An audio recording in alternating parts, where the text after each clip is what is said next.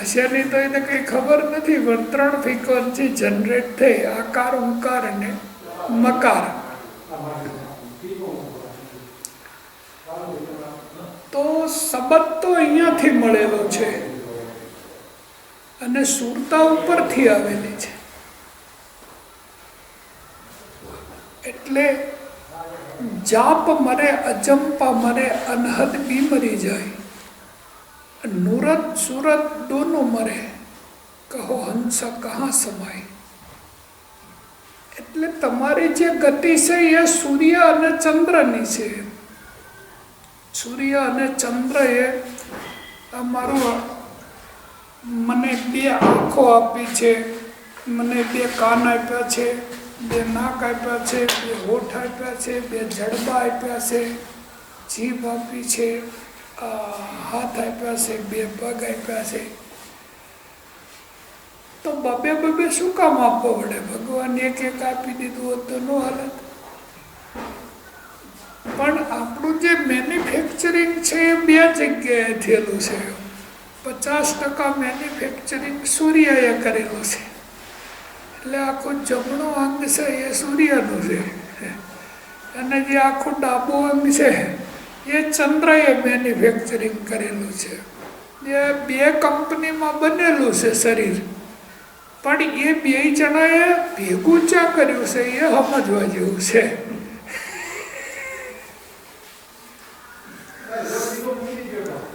એટલે શું કહેવાય ને કે ભાઈ મિલનથી કે સંગમથી શરીર ભેગું થયું છે, પણ મન તો ઉપરથી, મન અને પ્રાણ છે એ તો ઉપરથી ભેગા થઈને આવેલા છે. એટલે અહીંયા તો તમારું ખાલી મન અને બુદ્ધિ, ચિત્ત અને અહંકાર જ અહીં ભેગા થયેલા છે. તમારી જે સુરતા છે એ તો શૂન્યમાંથી જ આવેલી છે, અને પછી જતી બી શૂન્યમાં જ રહેવાની છે. એમ તમારે લઈ જવી હોય કે તમારે ન લઈ જવી હોય, પણ સમજીને લઈ જાઓ તો સારું. એમ સુરતા સુહાગણ સુંદરી અને બ્રહ્મને કીધો ભરથાર, શબ્દની સાથે સંચરી, પછી દેખાડે 10મો દ્વાર.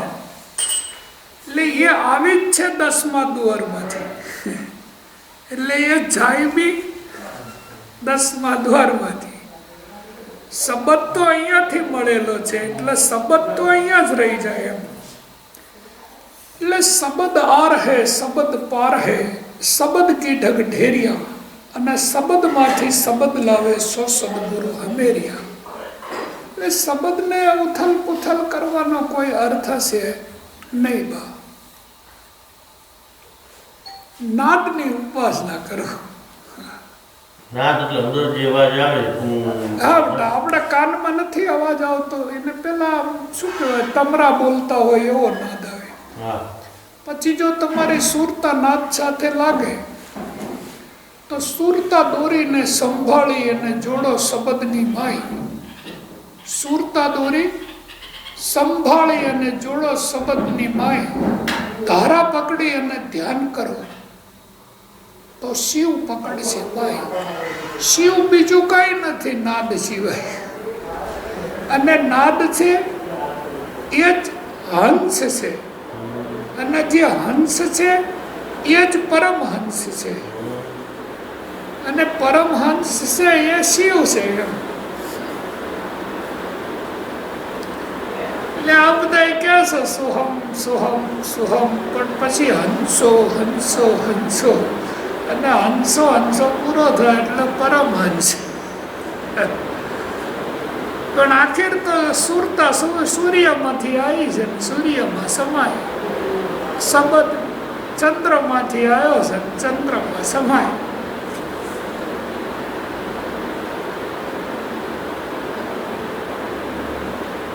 સુરતા એટલે ધ્યાન કે સુરતા એટલે ધ્યાન નહીં કે ધ્યાન નહીં? ધ્યાન ધ્યાન એ સુરતા.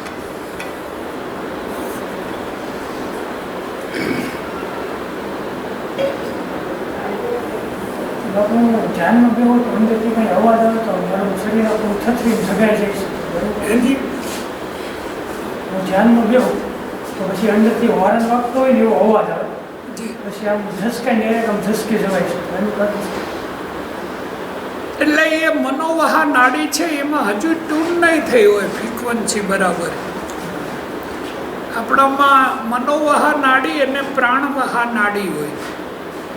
એટલે આપને ખબર હોય તો ગંગા સતી એવું કહેતા હતા કે સ્વર ભેદમાં ધ્યાન કરો તો નાડી શુદ્ધ થયા પછી અભ્યાસ જાગે. એટલે નાડી શુદ્ધ થવામાં કોઈ જગ્યાએ કે ખૂણા ખચકરાઈ ગયો હોય કોઈ પરમાણુ તો એ આંચકામાં રહે. આપણને કદાચ મજા આવી જાય આમ, નકર તો એકદમ રાઉસ હોય તો તમે આમ જેવા બેસો એની આરે સુરતા જતી રહે શૂન્ય. શ્વાસા સુરત મધ્ય, જે શ્વાસા છે એના મધ્યમમાં સુરત છે. સુરતા છે એ બે શ્વાસની વચ્ચે છે. એટલે શ્વાસા સુરત મધ્ય અને કભી ન ખાલી હોય ऐसा साक्षी रूप હોય મૂરત સુરત ને.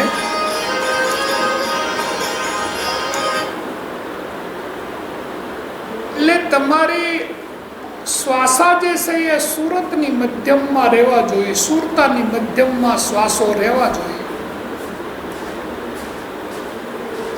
અને એ એક બી શ્વાસ ખાલી ના જાય તો પછી નુરત અને સુરતને એક થવામાં કઈ વાર લાગે નહીં.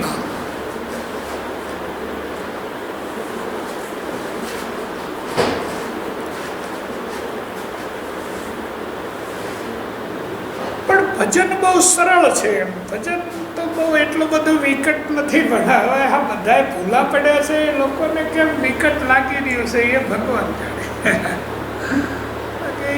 જ્યાં સુધી મને ખ્યાલ છે ત્યાં સુધી મને તો બધું બહુ સરળ લાગે છે. એટલે કાં તો પછી મને એકલાને સરળ લાગ્યું હોય,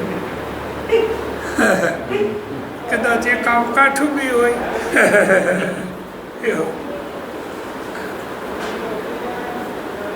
કદાચ જાગવાનું હશે અમારા, તો અમારામાં સરળતાથી બધું મેજર થઈ ગયું છે. પણ અમે સાધના કરેલી છે અષ્ટાંગ યોગની, અને અષ્ટાંગ યોગની સાધનામાં એક જ વસ્તુ આવે છે: સંયમ, નિયમ, આસન, પ્રિયાણમ, પ્રત્યાહાર, ધારણા, ધ્યાન અને સમાધિ.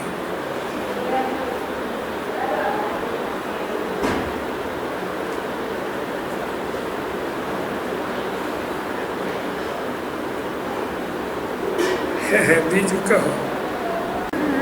સતગુરુ ચરણોની શીશ જોડીને લાગુ ભાઈ. દેવળી યાદ કરાવી દીધું. પણ મહાવીર ગજબના, આપણે સીતો હાલ ભાગ્યશાળી નહીં. કેટલા હજારો સાધુ સંતોએ સંદેશ આપ્યો છે, કાંઈ થઈને હાલ્યા હો, અને આપણે મારું ક્યાં જંગલમાં ભૂલા પડ્યા, કઈ લેવા દેવાના. બાકી તો કેટલી બધી સરળ વાત છે. ગંગા સતી જેવું કે છે, સરળ ચિત્ત રાખી અને નિર્મળ રહેવું અને કાઢવું અંતરનું અભિમાન. એવું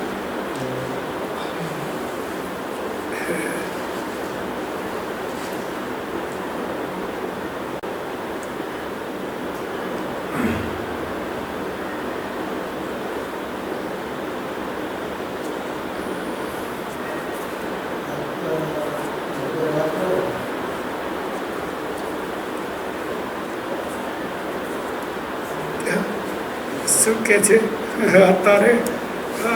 તારા કામનું છે, પણ વળી અમે લઈને બેઠા. હા, ઓલો હમણાં જે ફોન લખવામાં માથાકૂટ થઈ ને, એ ભાઈનો ફોન આમાં ચડાવતો હતો, એટલે એ ચડી ગયો મોરે છે. મરી ગયો થઈ ગયો. બાકી તો હા, દીકરા એ નહીં, આ મારા દીકરાનો એટલો વાંધો નહીં આવે, સરસ થઈ ગયા. વાહ